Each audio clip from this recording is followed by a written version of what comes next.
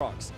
Like, there are so many exciting matchups in this setup, and I cannot wait to see how this matchup plays out. And you have to put the weight of each region onto their shoulders. G2 Esports, the third seed coming out of the EU LCS that qualified through the regional qualifier, is taking on Royal Never Give Up, the LPL's first seed. We've heard the chants all day long in favor of RNG, the MSI champions, the back-to-back LPL champions.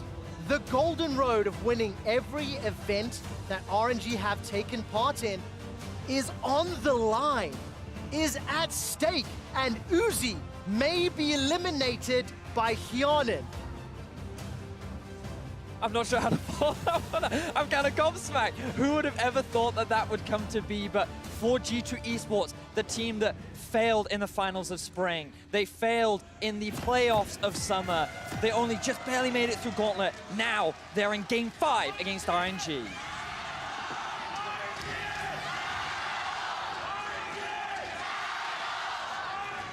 Thank you, Busan.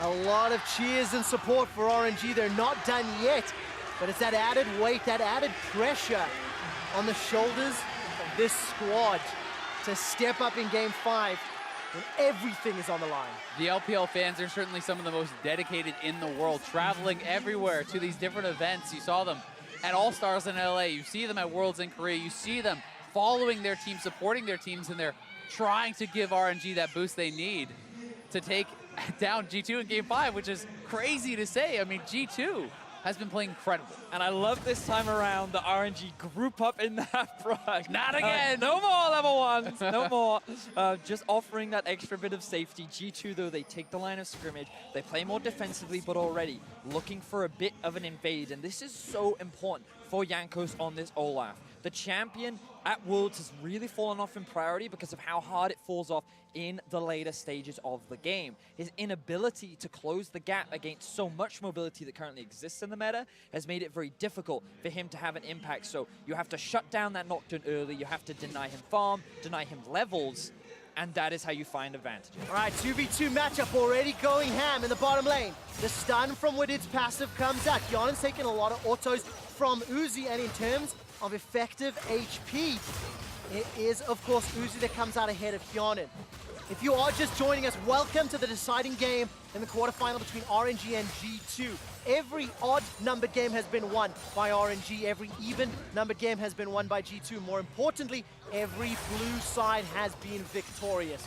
Hyanen will get that fourth shot down onto Uzi. And of course, if you are just joining us, the bottom lane has been heavily RNG favored all series long because it has been heavily focused time and time again. And for the first time in 5 games, this might just be Jankos coming in. Let's see whether or not they can find the kill. There's the stun onto Uzi. Body block. He can't get the ward! Uzi can't pick it up. He's going to go down. Hyanen kills Uzi. Oh, the heal comes through. Will he walk away with his life? He does.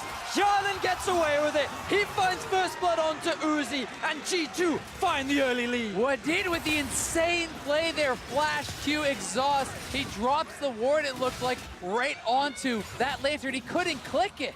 And this is the early game lead we were talking about. Jankos has to make his presence known. He does it in the bot lane, and now Perks trading with Xiaohu in the mid. G2 are saying, we will fight you with aggression. We will build an early lead. RNG fall.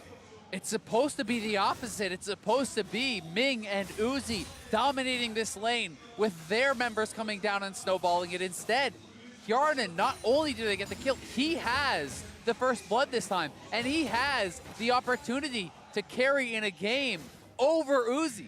And you can't help but feel the temptation from Hyanen to type in all chat and say, not nice to 2v3, is it, my friend?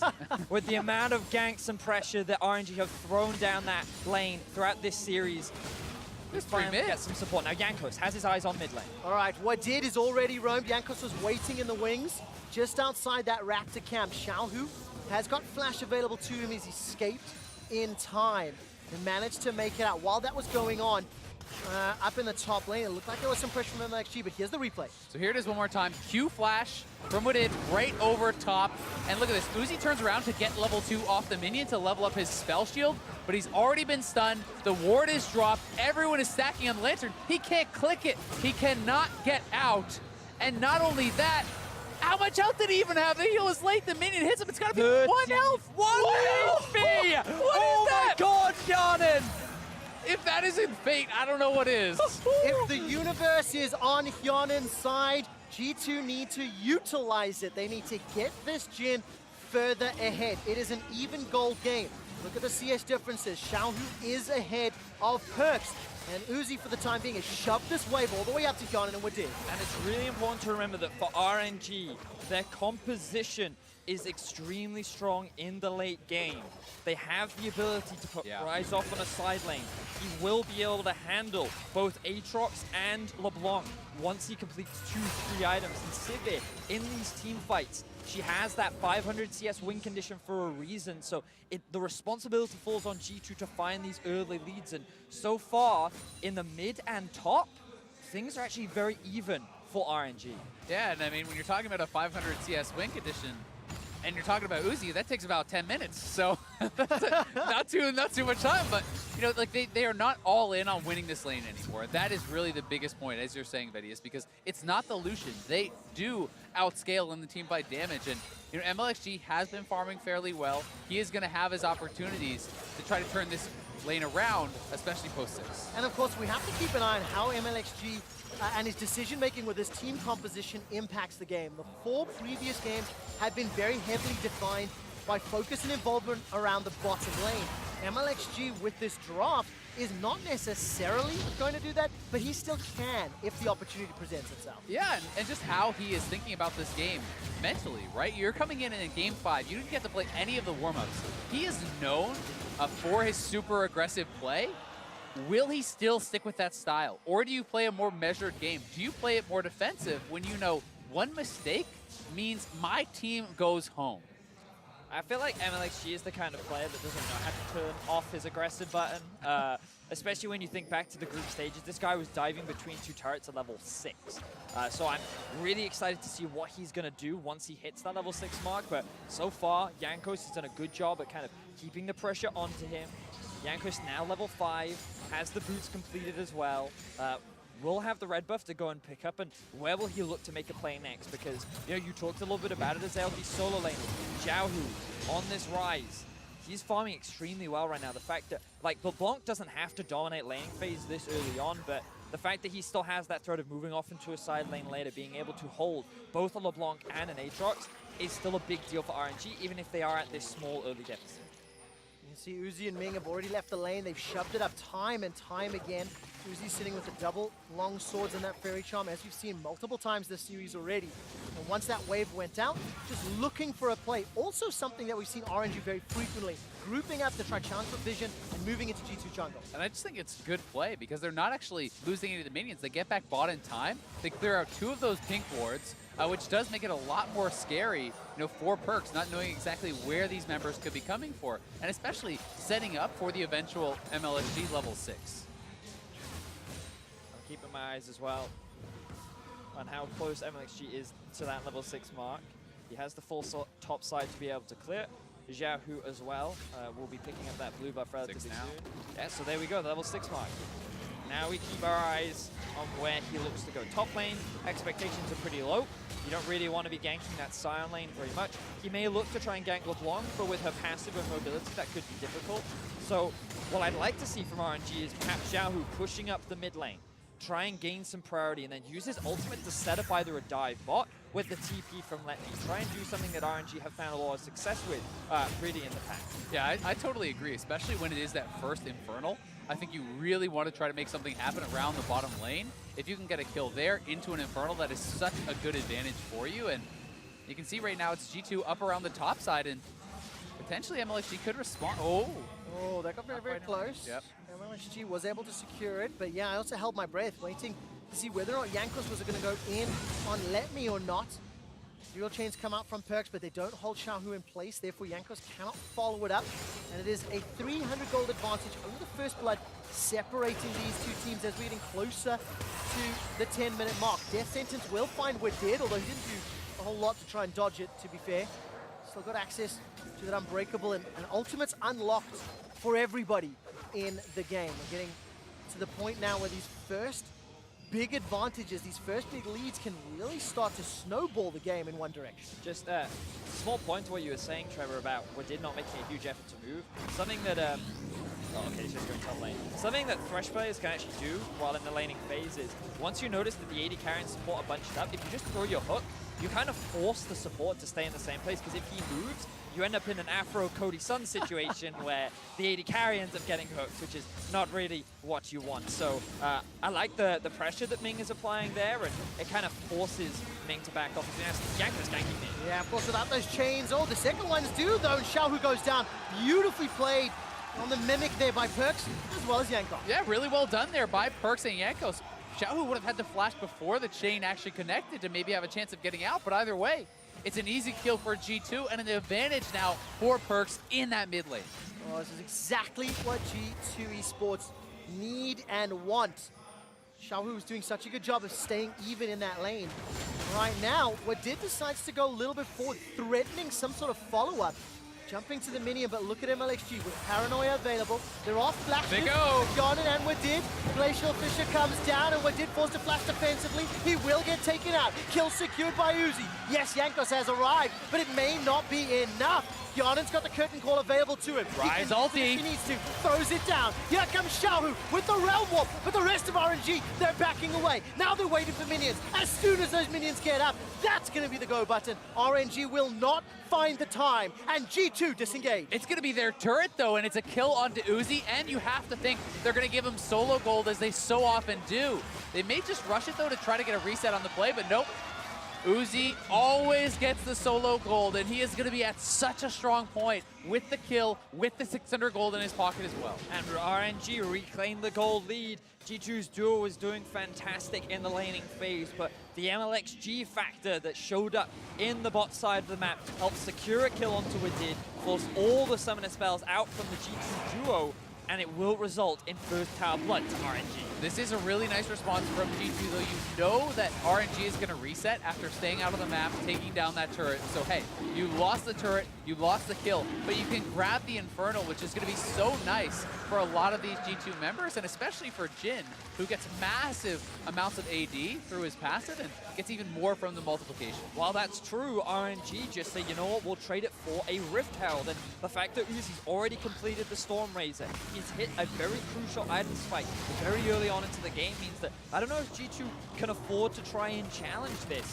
So RNG, they get a lot across the map in terms of First Blood Tower, Rift Herald, and they're going to be setting up for the top tier 1.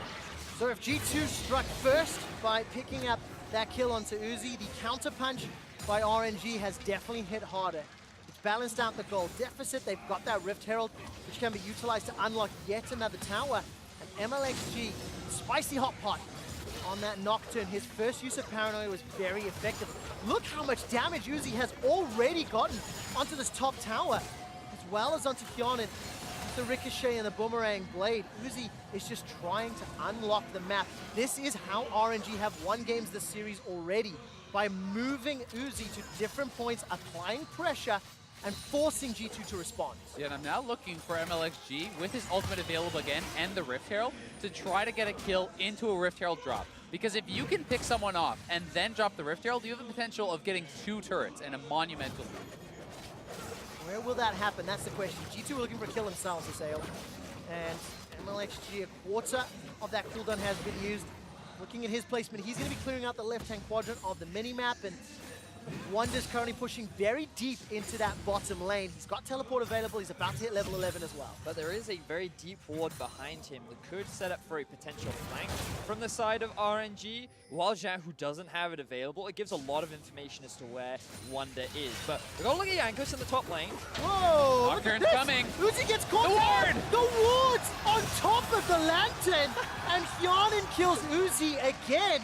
fool me once, shame on me. Fool me twice, shame on you. That was unbelievable. Just too good there from G2. Such nice play, because had he got out with the Lantern, MLXG can turn that around. He can come in with the ultimate and maybe make that play look so different, but twice now. G2 with the quick thinking, dropping multiple wards onto this Lantern. And did he have Spell Shield, or was it just late?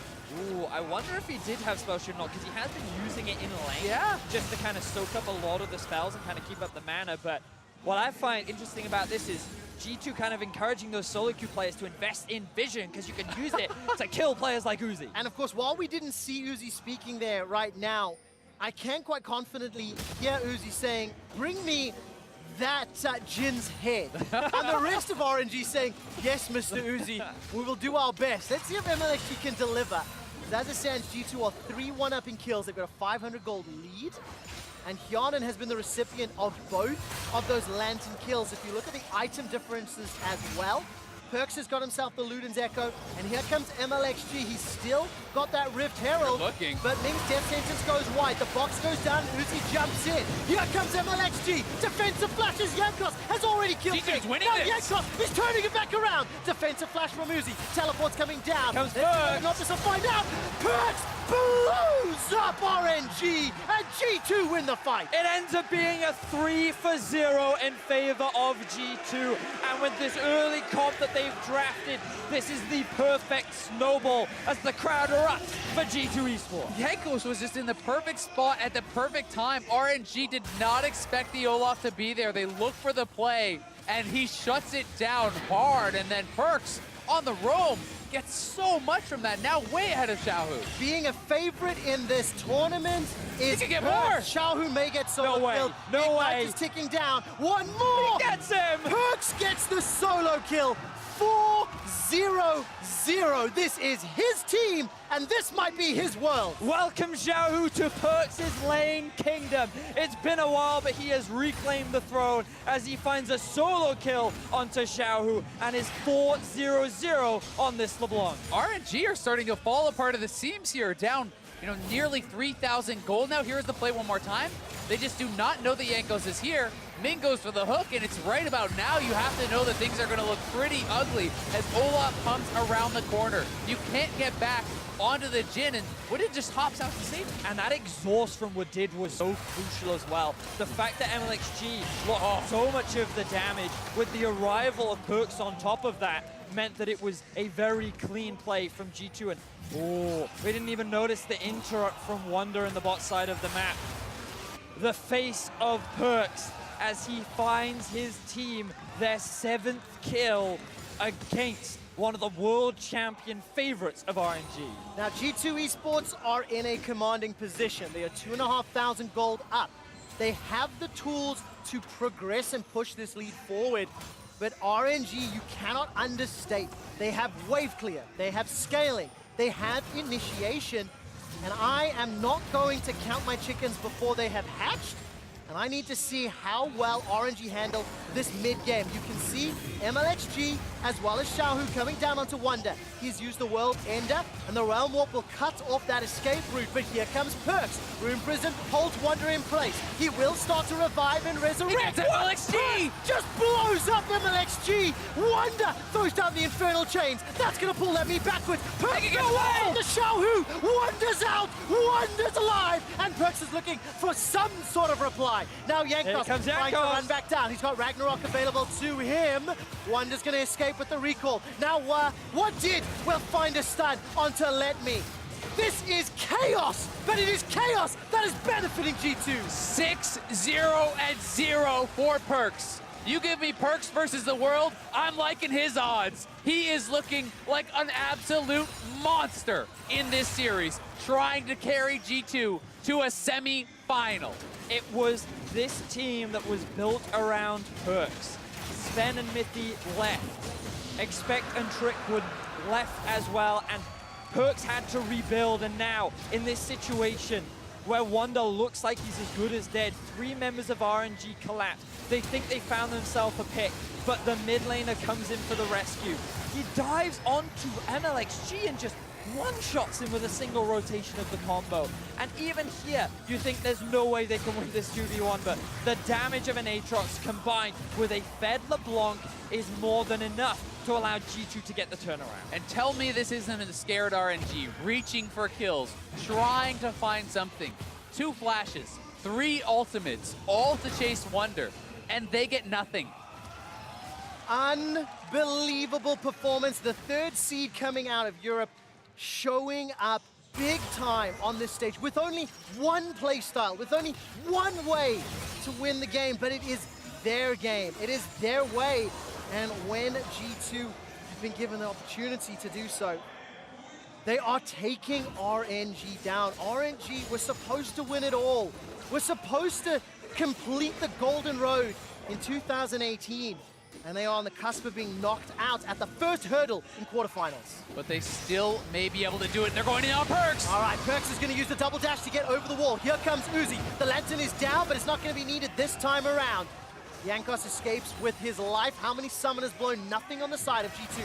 And G2's pushing for this mid lane turret. They may be able to knock it down. Perkz is low, but he certainly packs a wallop. He does indeed. The tower will fall. That's the 3rd of the game. G2 Esports extend their gold lead. 5,000 gold up. The first time this organization has made it to quarterfinals, and they are in game 5 with RNG. And for the vast majority of this, oh, Perkz! So close. The Ignite is ticking. That is not it. Perkz is godlike with the help of Yarn and Edwardine. Now they turn their attention onto Let Me. He's just going to get run down. The wards. He find the lantern. The answer is no. A death sentence finds its mark, but it doesn't matter. 11 kills to 1. G2, they are going to do it. Turn off the nameplates. Tell me who is the favorite. Tell me who is meant to be the world champion. Busan answered in a resounding G2. That was what I was hearing. Wonder's pushing down the bottom lane, and this lead continues to grow. And this is just so amazing for Perkz, the guy who failed to get out of group stages for 2 years back-to-back, the guy that was considered the best mid laner in Europe for so long. And now, in a game 5 versus RNG, he picks LeBlanc and he solo kills the best player in the world. And now, he has his eyes on another pick. Well, there we go. This is just going to be a matter of time. Perkz is legendary. Somebody stop this man! 0-1. I hate to quote it, but it is true. Prove yourself and rise. Make them remember you. Push through hell. G2 couldn't advance past the quarterfinals in Europe.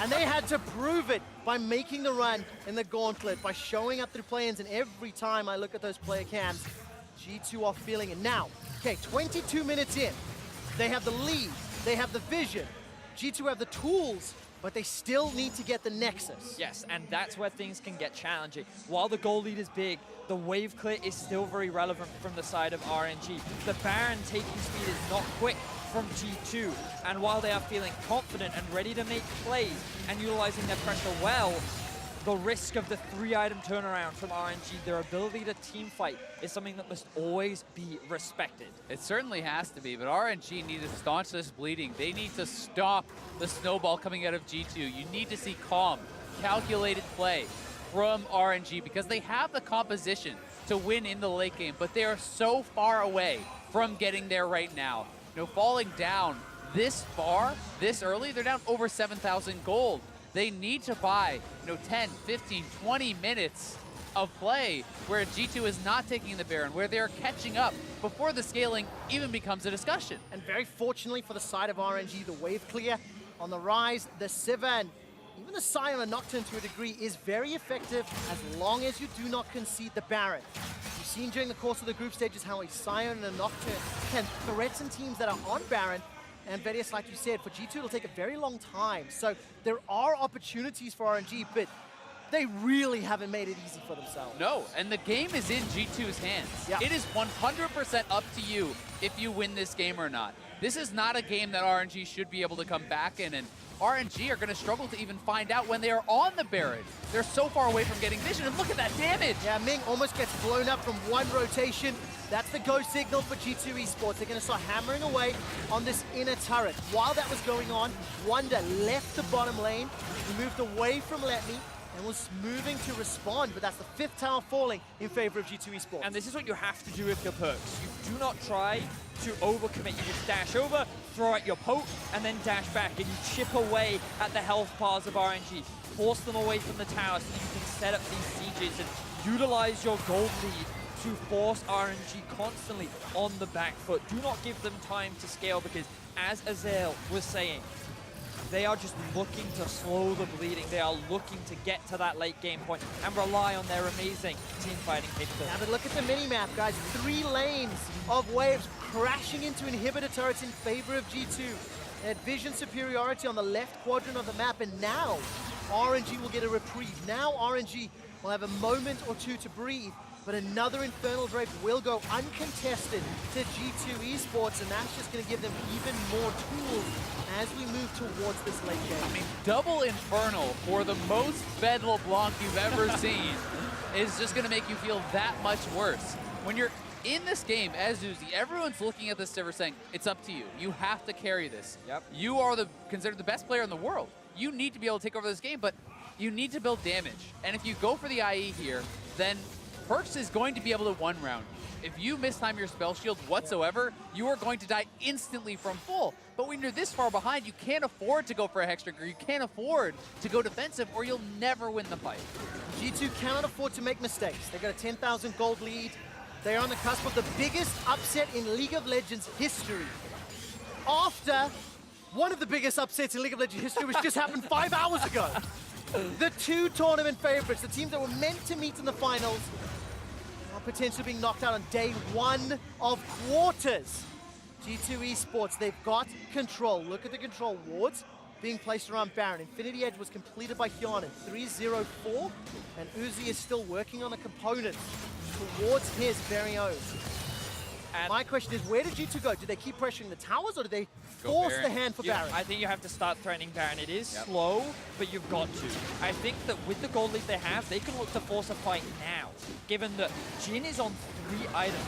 And if RNG try to contest, they should lose. So I think this is a fairly safe committing force to it. G2. All right, let's take a look. How quickly and how effectively did G2 peel? Uzi's got the spell shield and a theoretical lantern that hasn't done a whole lot this game already. Perkz jumps in with a Mimic, gets caught up, dash back to the river. He's already killed Ming, blown him up. The Hourglass will buy some time as Amalexi's trying to chase him down. Wonder gets the Infernal James onto Uzi, and he's got the Resurrect from the ultimate. All of a sudden, Amalexi's down in a 5 versus 3. They're chasing RNG. The turn to Uzi! Who manages to turn it around. The AoE inside the choke point. Perkz is looking. D2's HP. There's the spell shield popped as the 3rd and the 4th shot are fired. It's a 3-on-3 for now. The game stands on a precipice. This can decide the entire series right here. G2 Esports decide not to overchase. The Realm Warp to safety. Uzi and Xiaohu show you the power of the AoE. And what was supposed to be a safe Baron for G2 ends up being an overcommitment, and Uzi saving the fight, and here he is! All right, Perkz manages to interrupt. He can 2 go of the back recalls. Now Perkz gets caught by a decimating smash. He's able to flash Here's Yankos. Here comes Yankos. Let me is the man up in the front, but they're going to get a teleport out of Xiaohu inside the Baron pit. This game is far from over, and RNG have not conceded. Wonder is back alive, does have the teleport, but it looks like that they're not going to keep the fight going. Uzi, he's forced to back, no summoner spells, but that was an even fight for RNG overall. They stopped the Baron from going down. They find themselves 2 kills, and RNG say, we're not completely out of this yet. Yeah, you had to think this was the fight that will decide the game. This is where G2 will move on to the semifinals, and Perkz starts it out well, but does get chunked very low, and you'll see MLXG goes for the shutdown here over onto Perkz. A well-timed stopwatch, so just in time there. And then the fight becomes about Uzi. G2 trying to commit forward onto him to take him down, but Uzi and Xiaohu kite back into the corridor. And this is where all that AoE damage from Uzi can come into fruition. The Scion just tanks up so much damage.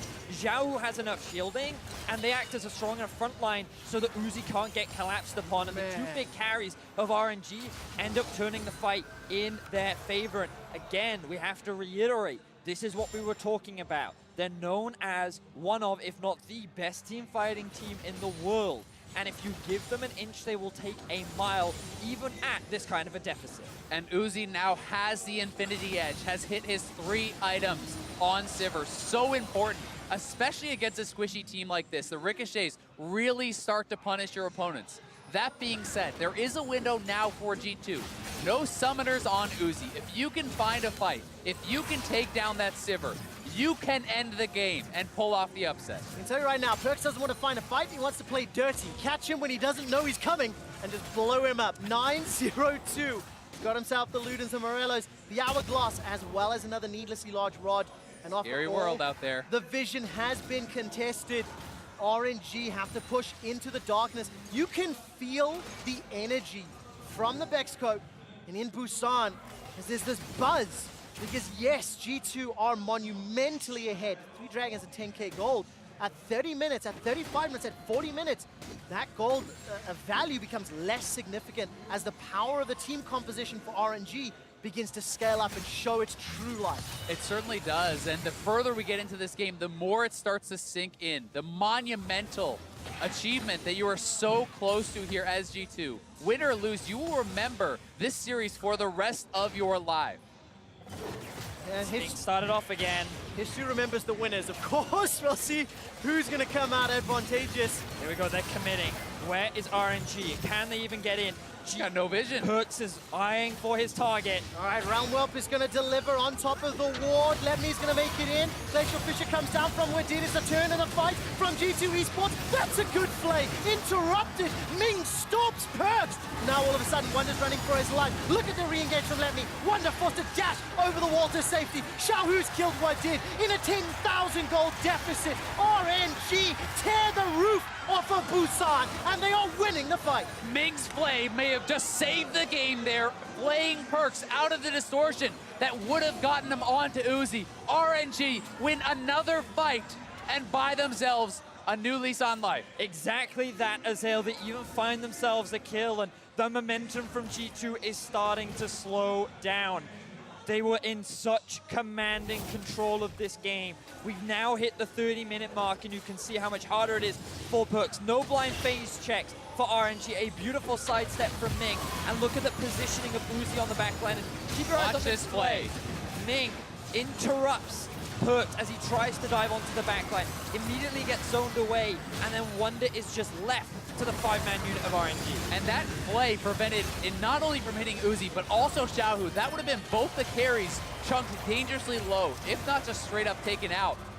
And we see at least the GA is forced out there. A good job there by Yarnin trying to make the best of a bad situation. It wasn't just the flay to save the day, but it was the flay to save worlds. Yeah. To save the 2018 Golden Road that RNG are setting their sights on. 4 item spikes are starting to come in across the board as it's 32 minutes in, and G2, they did get their 4th Drake. The next one will be Elder at around 37 minutes. And you can see Uzi's confidence in his positioning, in his teammates, still not making a stop for any magic resistance. If you play it perfectly, if you can position perfectly, this will pay off. You make one step too far forward, you make one missed spell shield, Perkz will kill you from full. The game can end. But look at the double control walls that's behind the Baron. There is a TP available for Letme. TP's coming up for Xiaohu. Here we go again. G2 are not aware of the vision that RNG have behind them. The TP flank is a real possibility from the side of RNG. And there's enough vision around this Baron area that G2 do not have full control, but All right, Perkz got a little bit caught out there. Lim manages to escape with his life, but Ming is dropped very, very low. got him! They Uzi! got him! Yangus has got one. Uzi forced to flash away, and Wonder's trying to chase him down. The Infernal Chain will pull him backwards. Darkness comes out from the Paranoia, and the rattling of the AoE from Xiaohu Here goes Perkz! is melting G2 Esports. Perkz is running for his life. The Infernal Chains comes down. It pulls Xiaohu backwards. That's one of the AoE monsters. Yes, G2 got the kill, but man, it felt like they lost the fight. And G2 are finding these fights harder and harder to win. They only get a single kill onto Ming. They get both summoners out from Uzi, but RNG still stay alive. Best world's meta ever. RNG in a gigantic gold deficit.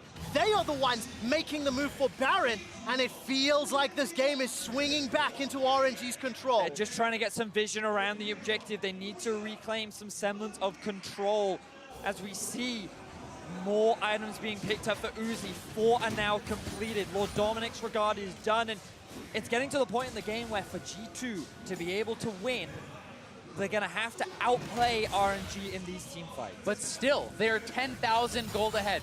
Double Infernal, 4 dragons to 0. They are still in control of this game. They can still close out this game, and they need to take a breath and realize their positioning. I need to take a breath. Do the same thing as We all do.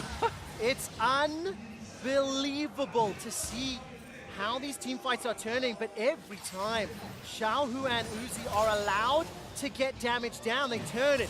Yana with the Hella Blade, he manages to get a big proc onto Uzi.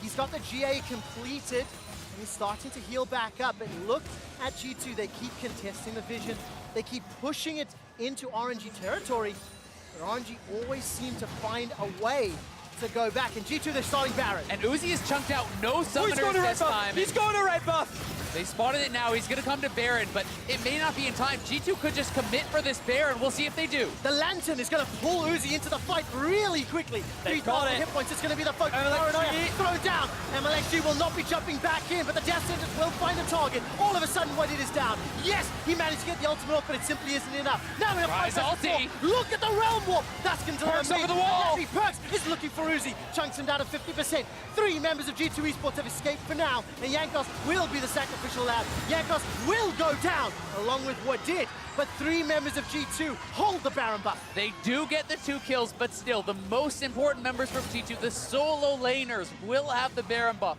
If they want to try to go into 1-3-1, this may be their best chance at closing out the game. But look at the gold. The fact that the 280 carries are even in this massive gold deficit. The fact that Uzi is still has so many items completed means that RNG is still so strong in this game. Wadid drops immediately. G2 recognized in a 4v5, and at this point in the game, they can't win the 5v5, so their goal is to just evacuate. Perks comes so close to executing Uzi, but unfortunately it's not enough, and now it's RNG that's on the push. G2 are committing to the 1-3-1. You see Perks and Wonder in the side lanes. RNG moving across the halfway point of the map for what seems like the first time in 20 minutes. Will G2 be able to use the 1-3-1 as effectively as they have done in the previous games? The 500 CS Siva win condition is eerily close, and it is Uzi's Siva in Game 5 of the quarterfinals. G2 Esports, they cannot make a mistake because this gold lead again, it matters less and less, but to their benefit, Elder Dragon's up in a minute, and I need to see whether or not G2 try to prioritize it. You certainly do, but what other way would you want to see this game decided than the teams committing to the styles that brought them here? Yep, this is definitely a close one. The fact that RNG putting all of their eggs in the Uzi basket, he is definitely capable of carrying this. Some Perks, the guy that this team was built around, the huge carry for G2. He has all the kills, he has so much gold, and if he can just find that execute, it could be the determining factor in who walks towards the semifinal. And alternatively, if Ming can find the Flay or the Death Sentence to break open the series, we saw him there almost fishing for Perks. He had the flail ready that interrupted the distortion.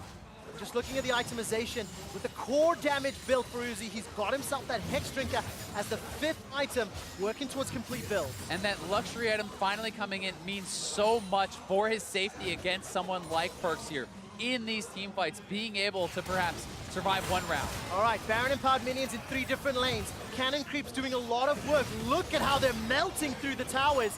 RNG are at risk of actually losing more than 1 turret here. The minion waves have now been cleared out as Uzi's been bopped between top and middle lane, and G2 have got 30 seconds left on Baron. Yeah, they need to utilize this Baron to at least break into the base of RNG, but even then, at least one more team fight is guaranteed for G2. Perks might break the top lane here. G2 playing on all 3 lanes right now. Perks is going to get a couple more autos with Baron empowered cannon minion. That's the first turret falling. The mid lane should fall maybe. No, there's the engage. Death Sentence onto the Cannon Creep delivers a perfect play. GA. Uzi's down! Back up, but with Uzi down, it's all on Xiaohu. Xiaohu's running for it. Perks has found him. Perks goes golden with the hourglass. They may have just done it. G2 have just dismantled RNG, and they're going to make their way to the semi-finals. G2 G2 Esports will find another kill, will tear open the base, and Busan is cheering and screaming and crying. The underdogs reign supreme at Worlds 2018, when expectations were at their lowest. The G2 dynasty will be defined by taking down RNG.